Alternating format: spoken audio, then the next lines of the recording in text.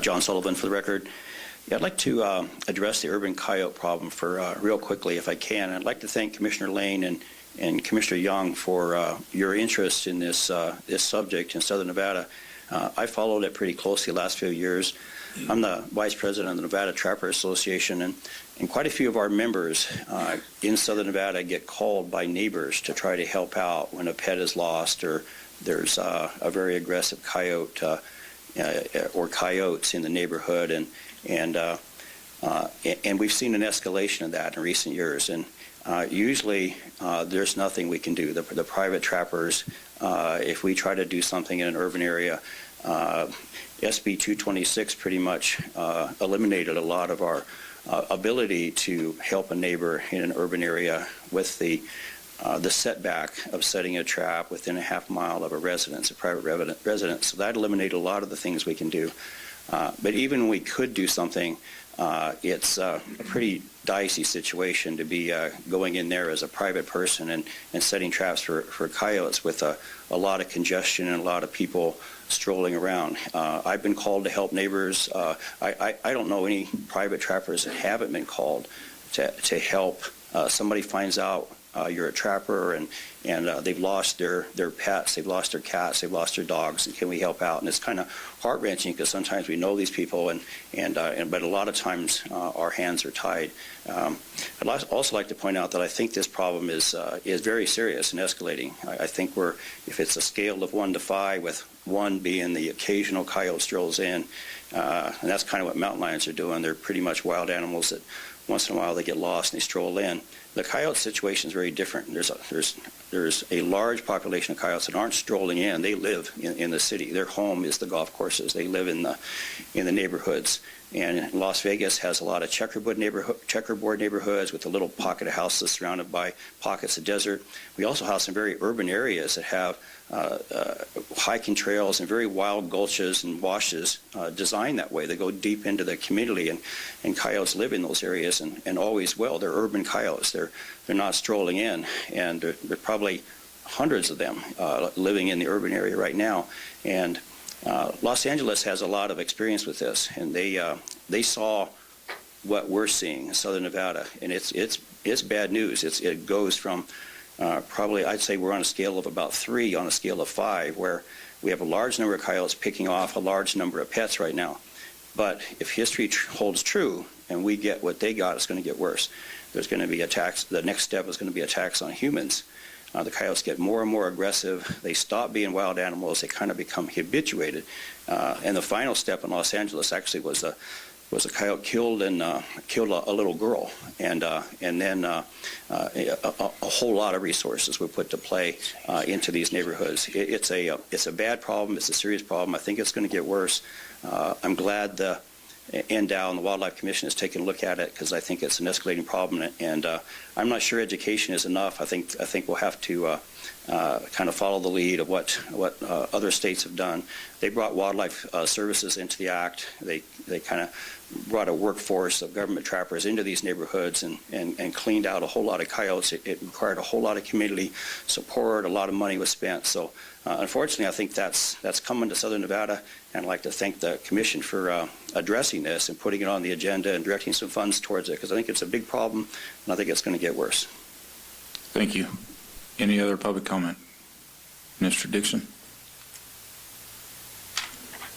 For the record, Paul Dixon speaking on behalf of myself. I had a question for Pattrriick. Did I understand when you said scientific database, it was to build a mule deer database? No, just... Because we did pay the Maxims a whole lot of money to do this a couple of years ago. Yeah, this is different than that.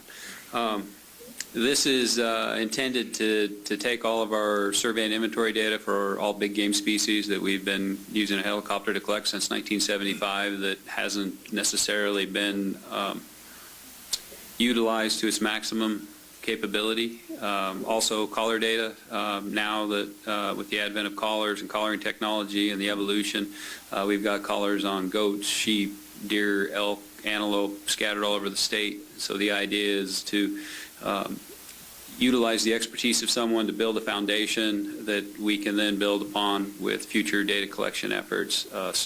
Begin with the end in mind instead of trying to cobble it all together and get down the road some point. And So is this to build the framework or actually to build and populate a framework? framework primarily, we'll do the building in-house. Okay, thank you. Come on up, Joe.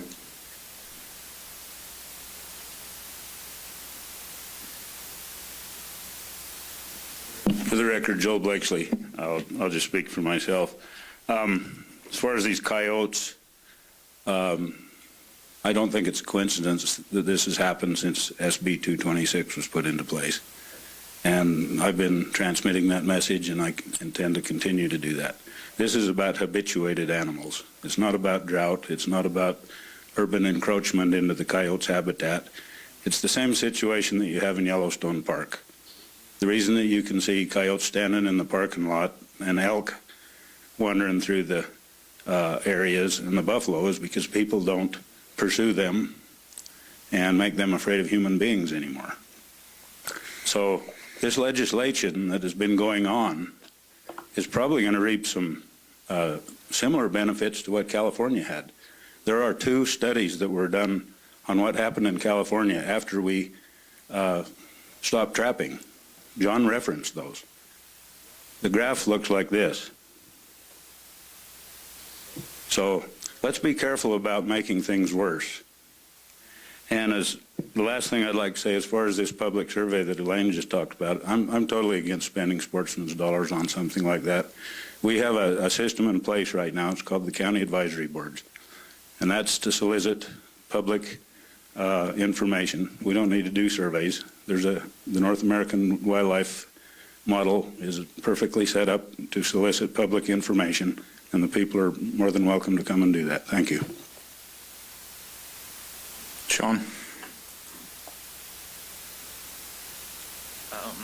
Sean Shea, just speaking of myself, as you mentioned on number 7, the Spanish, I think that's very important. I really do, the translation. And I just don't see why it just has to be fisheries. I mean, it seems like if you're going to make a sign, you might as well just add the hunting part of it too, for waterfowl in the water and everything else. So, and I guess if you're going to do it, why just Reno and Vegas? I mean, Elko, Winnemucca, and all those still have, huge numbers Spanish-speaking people. So I think it's very important to keep them up to date too. I agree with you, Sean. I wasn't against that. I was just making a point that I think we need to make sure our message is standard and accurate the first time, let alone through translation. Anybody else? Dr. Moldy.